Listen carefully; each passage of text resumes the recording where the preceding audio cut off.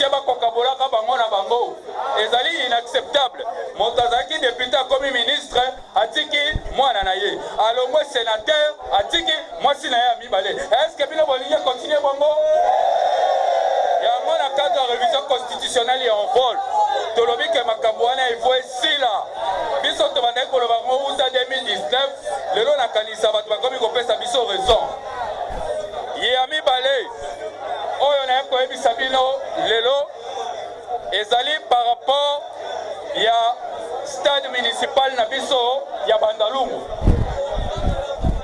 Toyokana awa malamu po tokomi koloba makambo ya commune na biso bobosana te ke bopona bato bakende kosala bakende korepresente bino na baassemblée misusu bapréféré bakoma baministre misusu mpe bapréféré bakoma na bango bakumbi ya baassemblée provinciale eyali bashwa na bango me baabandone biso baabandone base peuple lelo tozala baproblème ebele na kati ya Bandal. Stade municipal ya Bandalungu auta 2016 misala etelema. Est-ce que boyoka ata député moko ya funa atomboli mungongo na yepo alobe na makambo municipal? Est-ce que boyoka député moko ya funa atomboli mungongo na ye na Assemblée nationale alobe na makambo terrain municipal na biso ya Bandal? Yango tosali mokili nini ba abandonner biso?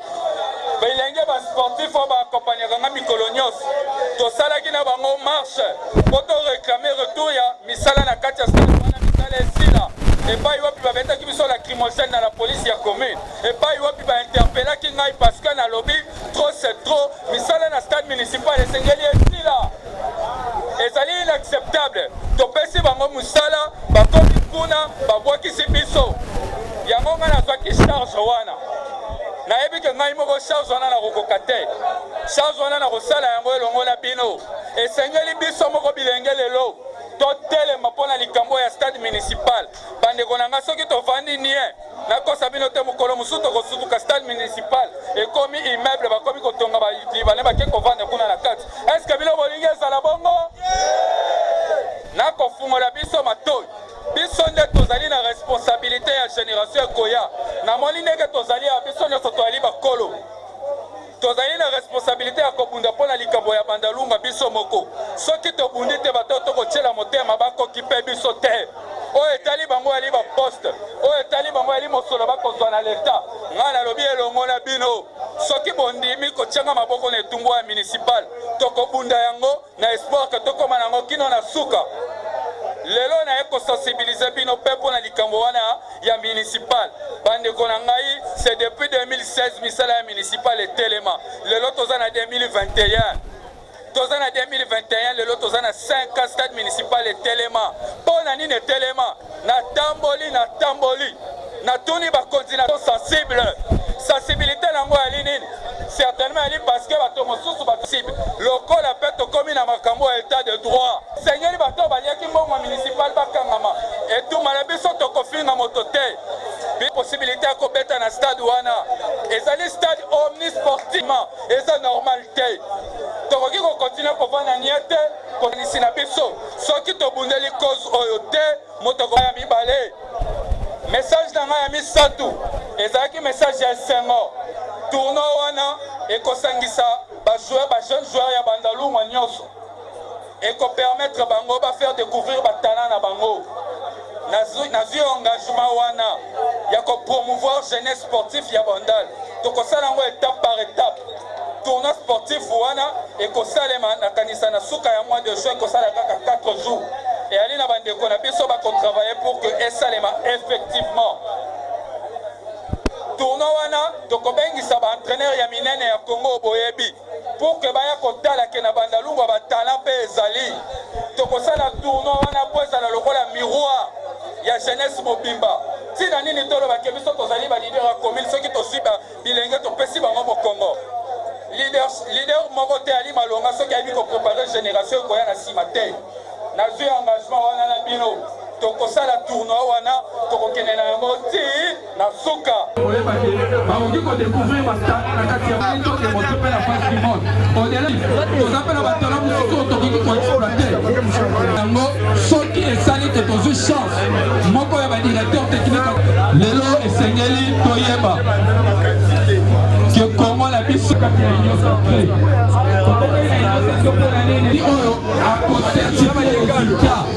Beko oyo esengeli ebongisa makambo maponami. Alors que tata mokonzi ye moko Félix Tshisekedi alobi ka ali démocrate, ali ke ba élection ya 2023 sala malamu.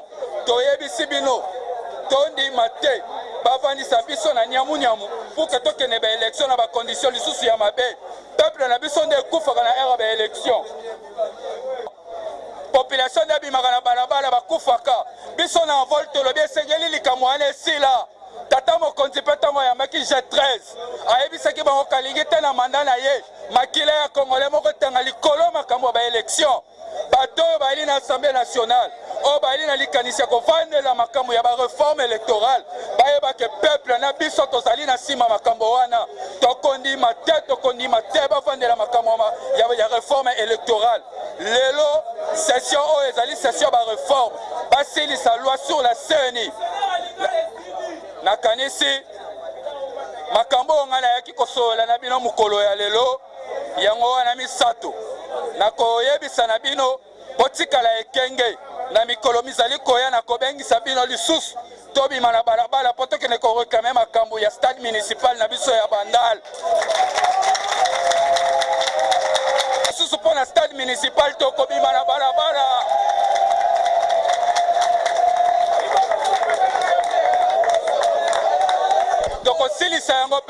Merci. Était à deux niveaux. Premièrement, véhiculer les différentes positions du parti en vol et dénoncer la lenteur avec laquelle la question sur la réforme de la CENI est conduite aujourd'hui au niveau de l'Assemblée nationale.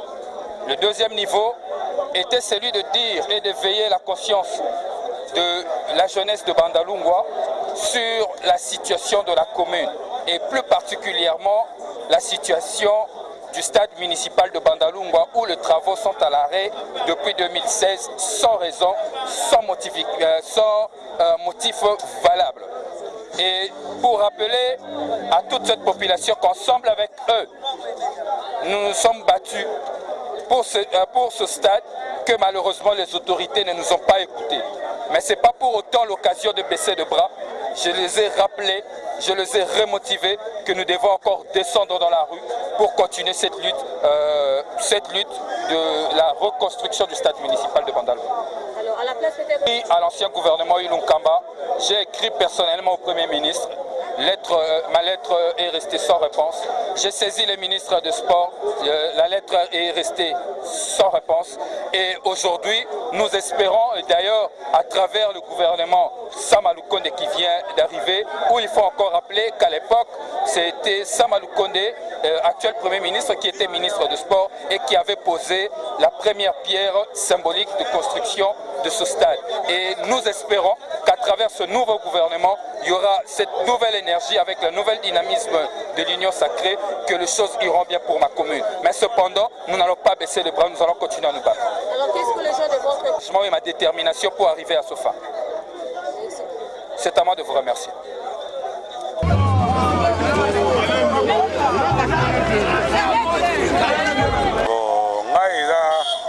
Eza vraiment regret na Congo comment mboka ezotambola bo. Eza nzela oyo chef de l'État legaka mikolonios presque chaque semaine alegaka na Avenue Kasavubu. Avenue Kasavubu ezali avenue oyo président de la République a lancé opération Kimbopeto.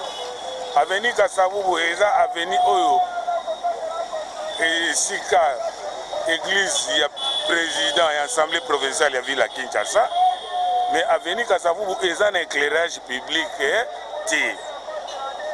et pourtant nous, peuple congolais, quinois, on paye la taxe de 1% éclairage public na facture à SNEL. Dans l'avenue Kasavubu, éclairage public visate. Banda Kitambo magasin, où y est-il comme na pont Makelele, où l'équité comme na Bagaya au place de l'église ya président assemblée provinciale ya ville à Kinshasa. Ezali Eli à Bandalungwa, mais Bandalungwa est un éclairage public te avenue Kasavubu. Même séparateur Bachela Bisso, ceux qui botali séparateur wana. ezaka au profit ya basali yango rien que pour éviter embouteillage ezala. Mais les piétons ont les difficultés de traverser. Même dans la classe na tongo, c'est pas raté. Tenant compte na ba piéton té.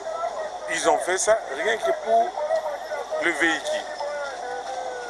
Est-ce qu'il y a interpellé qui le président de l'Assemblée provinciale pour le président de l'Assemblée provinciale, le président de l'Assemblée a élu à Bandalungwa. Pour ça, la présidente de l'Assemblée provinciale va élire d'abord à Bandalungwa comme député provincial.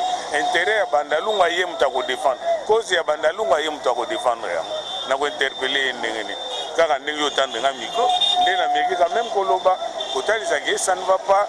L'état bon éclairage public, c'est que nous payons la facture à SNEL 1% chaque fois et Kendaka ou et ça là nini le 1% là que nous payons.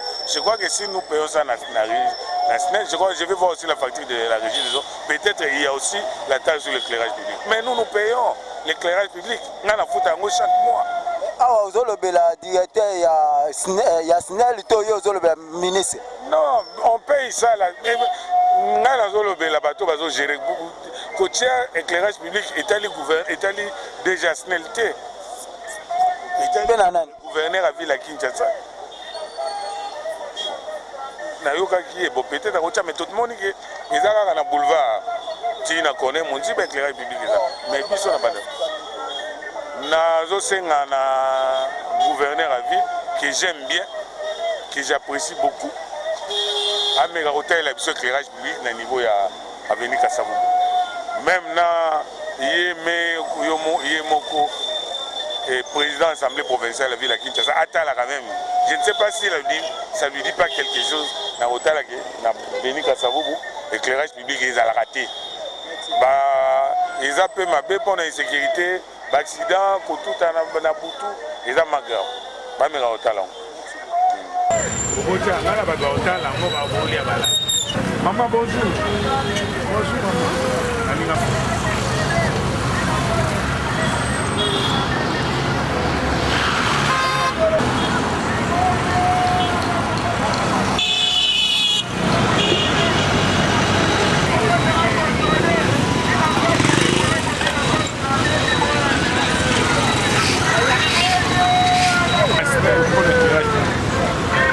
Ma chérie, je t'aime.